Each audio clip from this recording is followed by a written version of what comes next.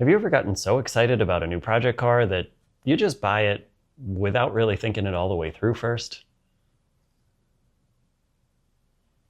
Me either. In this video, we have to decide if I actually want to rebuild one of these VG motors, or should I sell it all and start saving for that LS swap that I really want to do. Originally, I just wanted a decent shell that I could get running for cheap and then take my time putting together my dream LS swap. Ideally something like an LS3 with a cam. These cars aren't that easy to find anymore, at least around here in decent shape for a good price, so I overpaid for this one. I bought this twin-turbo 300ZX because after 2 years of searching, this was one of the cleanest shells I'd ever seen in the Northeast, and supposedly it came with most of the parts to put it back together.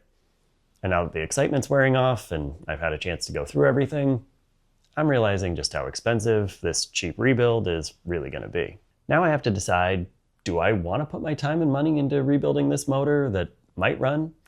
Or do I want to just cut my losses, sell some of these parts, and start saving for that LS swap that I am definitely, probably, hopefully, gonna do someday? Before my better judgment gets the best of me, I want to ask you guys, what would you do?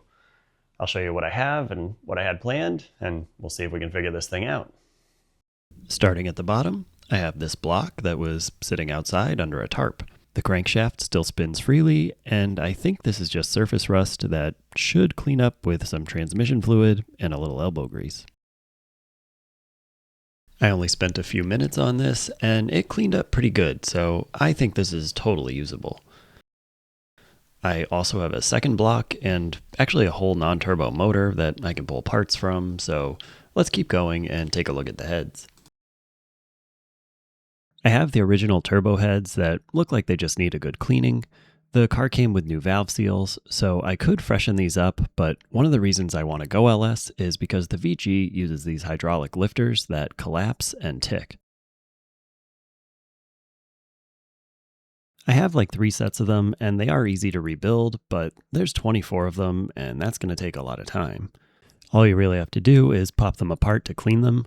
These little oil passages get clogged, and then they collapse, and that's what makes the ticking noise. I made a whole video on cleaning and rebuilding these lifters, so if you want to check that out, I'll leave a link at the end of this one.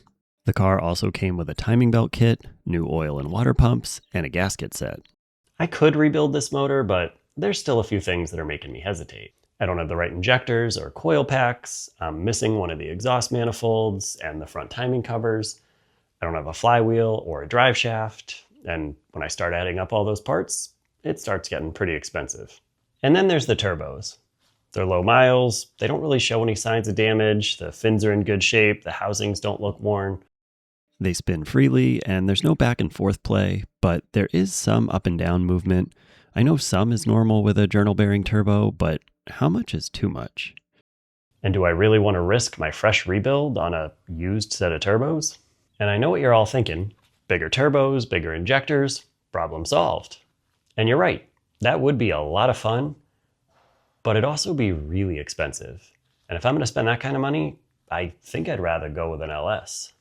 When I started making this video, I was 100% planning to rebuild this motor, but if I'm going to spend the money on bigger turbos and injectors, the LS swap isn't looking all that much more expensive anymore. Then you consider the LS is simpler to work on, there's millions of them out there, and if you need spare parts, you can go to pretty much any auto parts store and grab what you need right on the shelf. The swap parts are expensive, but once that part's done, I think the LS is a better platform. It's probably going to make more power, probably be more reliable, and ultimately, it's going to be easier to fix when I eventually break it. So let me know in the comments what you think I should do. Try and rebuild one of these, or try an LS swap.